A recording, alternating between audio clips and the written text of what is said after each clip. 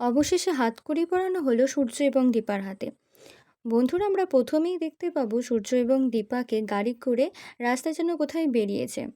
তারা গাড়ির মধ্যে বিভিন্ন রকমের খুনসুটি, মজা এবং আনন্দ করতে করতে যাচ্ছে। যদিও সূর্য একেবারে খুব একটা আনন্দিত বোধ করছে না, কিন্তু দীপা মনে মনে খুব খুশি হচ্ছে। তারপরে দীপাকে হঠাৎ বলা হয় যেন গাড়িটাকে ঠেলার জন্য, কারণ গাড়িটা মাঝ রাস্তায় বন্ধ হয়ে গেছে।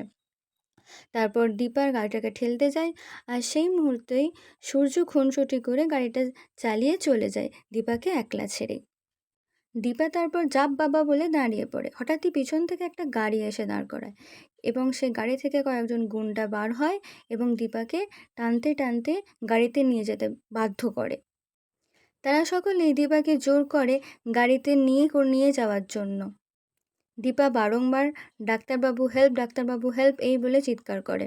তারপর সূর্য মিররে দীপাকে দেখতে পায় এবং সূর্য সেখানে নেমে আসে দীপাকে উদ্ধার করার জন্য। তারা বলে যেন তারা দীপাকে ছেড়ে দেয়, কিন্তু তারা মানে না, তারা সূর্যর গায়ে হাত তোলে। তারপর সূর্য তাদের তিনজনকে খুব মারধর শুরু করে। অত্যাধিক মারধর করার পর তারা তাদেরকে ফেলে দেয়, কিন্তু শেষ রক্ষা করতে পারেনি সূর্য। অবশেষে তারা জোর করে সূর্য এবং দীপাকে একসাথে হাতকড়ি বেঁধে দেয়। এর একটা হাত এবং ওর একটা হাত দুজনে একসাথে বেঁধে দেয়। তারপর সূর্য দীপাকে হাতে করে ভালো করে যত্ন করে রেখে তাদের সাথে মারপিট করা চালিয়ে রাখে, কিন্তু শেষ রক্ষা তখনও করতে পারেনি। তারপর হঠাৎই তাদেরকে মারধর করে গাড়ি করে ফিরিয়ে পাঠিয়ে দেয়। তারপর সূর্য ও দীপা সেখানে খানিকক্ষণ দাঁড়িয়ে থাকে এবং ভাবে কি করা যাবে। তারপর দীপা মুচকি মুচকি হাসতে থাকে সূর্যর কিছু অবাস্তব কথা শুনে। তারপর সূর্য দীপাকে বলে যে গাড়িতে উঠতে, কিন্তু দীপা বলে যে না, সে ড্রাইভ করবে। তারপর সেরকম দেখতে দেখতে দুজন মিলে গাড়িতে একসাথে ঢোকে। যেহেতু দুজনের হাত একসাথে বাঁধা ছিল, তারা খুবই অপরিস্থিতিতে বোধ করছিল। তারপর অনেকক্ষণ বাদ তারা একে অপরে যা হোক করে গাড়ির মধ্যে ঢোকে।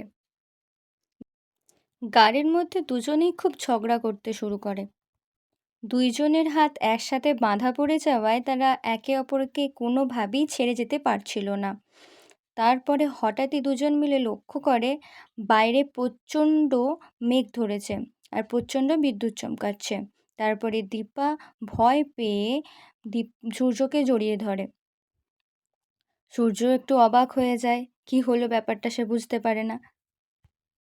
তারপরে আমরা দেখতে পাবো রূপা খুব চিন্তিত বোধ করছে তার মায়ের জন্য।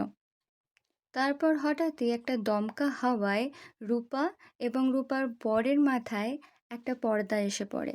তারা কিছুক্ষণ একে অপরের দিকে তাকিয়ে থাকে এবং তারপর একটা ফোন আসায় রূপা সেই পর্দা ভেদ করে চলে আসে। রূপার চলে আসার সময় তার আঁচলটা একটা জায়গায় আটকে যায়। তারপরে রূপা এবং রূপার বরে কিছুক্ষণ কোয়ালিটি টাইম স্পেন্ড করতে দেখতে পাওয়া যায়। তারপরে আবারও দেখতে পাওয়া যায় সূর্য এবং দীপা প্রচণ্ড খুনসুটি এবং ঝগড়া করতে করতে একটা অজানা বাড়িতে ঢুকে পড়ে। সেখানে তারা দাঁড়িয়ে থাকে কিছুক্ষণ, তারপর আবারও বিদ্যুৎ চমকানোর ফলে দীপা সূর্যকে জড়িয়ে ধরে। সূর্য অবাক হয়ে যায়।